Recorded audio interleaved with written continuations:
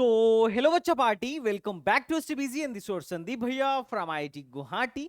And guys, बहुत सारे बच्चे मुझसे मॉक अलॉटमेंट रिजल्ट राउंड 1 के बारे में पूछ रहे थे, राउंड 2 के बारे में पूछ रहे थे। बच्चों का सवाल था कि भैया मॉक अलॉटमेंट ये रिजल्ट है क्या, क्या जो मुझे अलॉटमेंट में, जो मॉक अलॉटमेंट में मेरे को सीट मिलेगी, क्या वो रियल जो बाकी के राउंड्स होंगे जोसा के, उनमें भी क्या मेरे को वही सीटें मिलेंगी, या फिर ये जो मॉक अलॉटमेंट है भैया इसका इंपॉर्टेंस क्या है, ये किस लिए है। तो there are a lot of things. और बच्चे ये भी पूछ रहा था कि भैया मॉक अलॉटमेंट में, मतलब जो मॉक राउंड में सीट अलॉट करते हैं वो किस बेसिस पर अलॉट करते हैं। और भैया मैं, कुछ लोग तो ऐसे भी हैं जिन्होंने बोला कि भैया मैं तो मॉक 1 में बैठ ही नहीं पाया क्योंकि कल लगभग 8 बजे तक जिन लोगों ने चॉइसेस फिल कर दी थी उन्हीं के चॉइसेस को कैलकुलेट करके आज शाम को 5 बजे मॉक 1 का रिजल्ट आएगा। तो कई लोग कह रहे हैं भैया हमने तो मॉक 1 में भरा ही नहीं था क्योंकि चॉइस फिलिंग अभी तक नहीं मिली थी, क्या कहीं ऐसा तो नहीं है कि हमको कंसीडर ही नहीं किया जाए। तो गाइस देखो, इस पर मैं थोड़ा सा बात करने वाला हूँ और कुछ चीजें इसमें इंपॉर्टेंट रहने वाली हैं। देखो गाइस, अगर मैं बात करूं तो लास्ट ईयर आज आज जो है, आज ये पहले जोसा का शेड्यूल, जोसा के शेड्यूल में तुम देख सकते हो कि 8 तारीख तक शाम को 8 बजे तक जितनी चॉइसेस लोगों ने भरी थी उसके बिहाफ पर एक ट्रायल होगा, एक मॉक सीट अलॉट की जाएगी।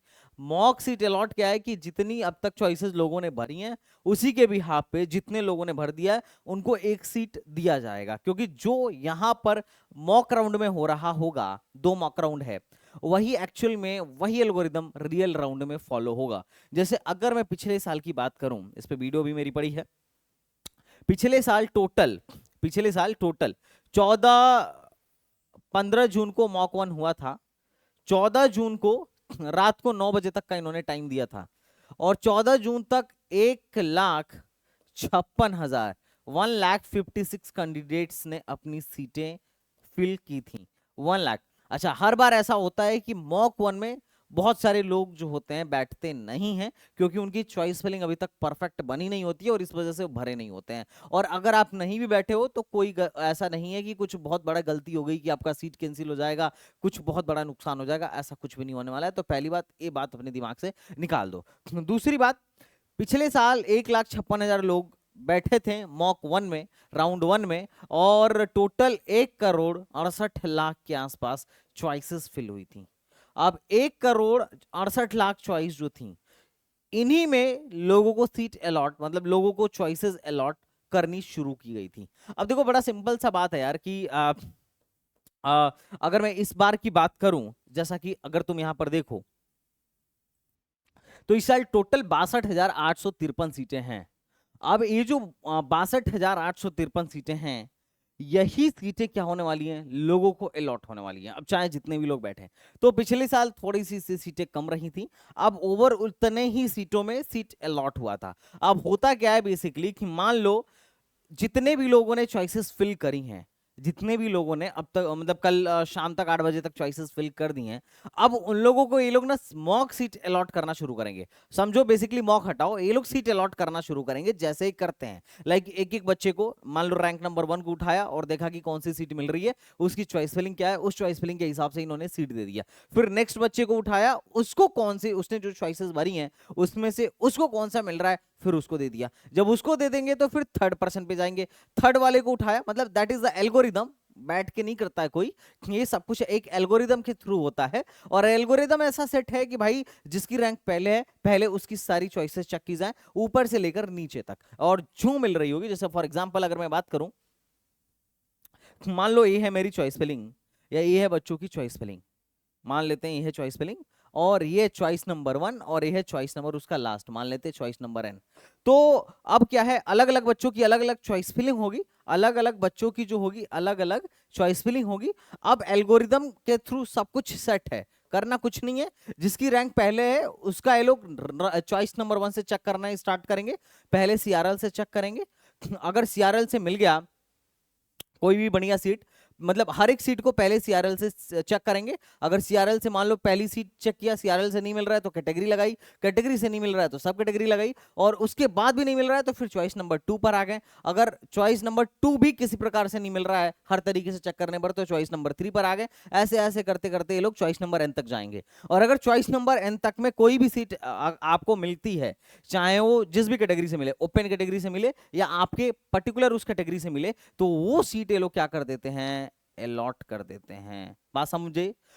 अब जब ये लोग ये सीट अलॉट कर देते हैं, आपका अलॉटमेंट हो गया, तो अब ये दूसरे कैंडिडेट पे जाएंगे, उसकी चॉइस फिलिंग को चेक करेंगे, और एल्गोरिदम वही है, जो उसको मिलेगा वो उसको क्या कर देंगे, अलॉट कर देंगे। बात समझ में आ रहा है क्या?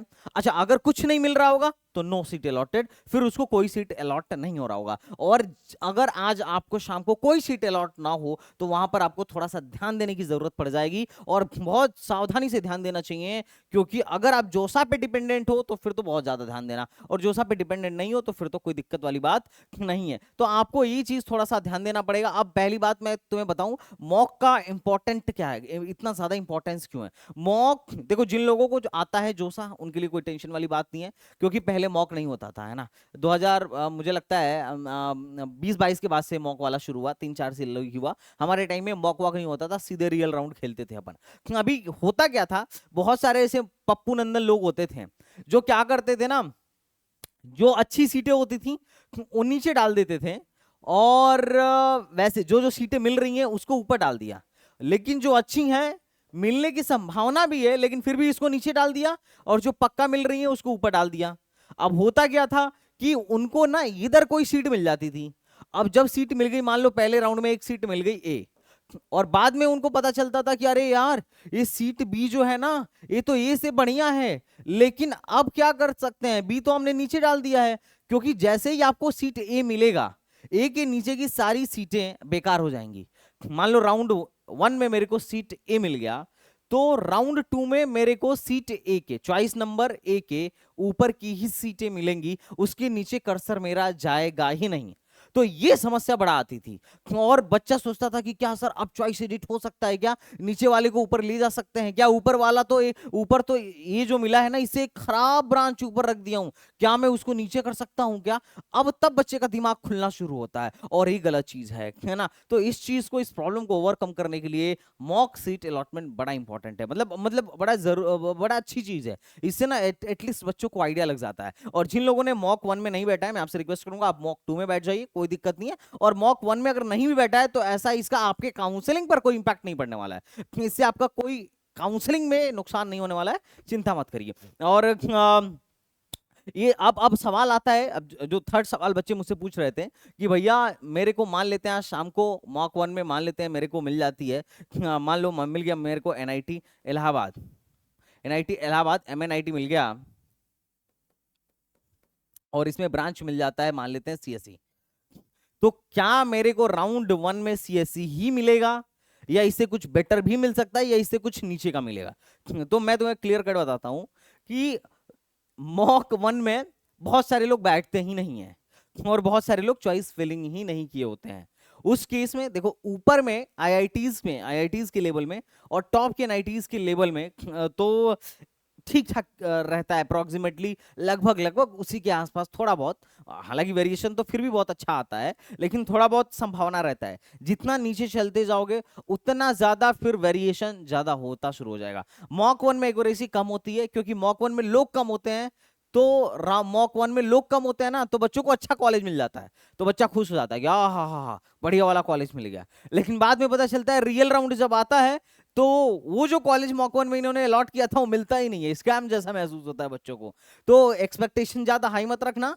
अगर तुमको एक बढ़िया कॉलेज मिल जाता है तो ये कोई जरूरी नहीं है कि राउंड 1 में भी वही मिलेगा। हाँ, मॉक 2 में एक्यूरेसी बढ़ जाती है, क्योंकि मॉक 2 में मैक्सिमम नंबर ऑफ कैंडिडेट्स उस टाइम तक फॉर्म फिल कर, मतलब चॉइसेस फिल कर चुके होते हैं, अप्लाई कर चुके होते हैं, तो मॉक 2 में एक्यूरेसी बढ़ जाती है। अगर आपको पर्टिकुलर कोई कॉलेज मिल रहा है तो चांस है कि वो या उसके आसपास की चॉइसेस आपको फिर क्या हो जाए, राउंड 1, राउंड 2, राउंड 3 तक जाते जाते अलॉट हो जाए। तो इस बात का भी आप ध्यान रखिएगा, मॉक से आपको एटलीस्ट बेसिक आइडिया मिल जाता है। तो मॉक 1 में तो बहुत ज्यादा आइडिया नहीं मिलता है, मॉक 2 में अच्छी खासी आइडिया मिलती है। अच्छा खासा आइडिया मिल जाता है। अब ये बात आपको थोड़ा ध्यान रखने की जरूरत है। और मॉक मॉक जैसे ही आएगा उसके बाद जो चीजें करनी होती हैं या क्या नहीं करना होता है उसके बारे में मैं आपको बताऊंगा रिजल्ट आते ही। लेकिन अभी मॉक 1 का रिजल्ट जो है अपना, है ना,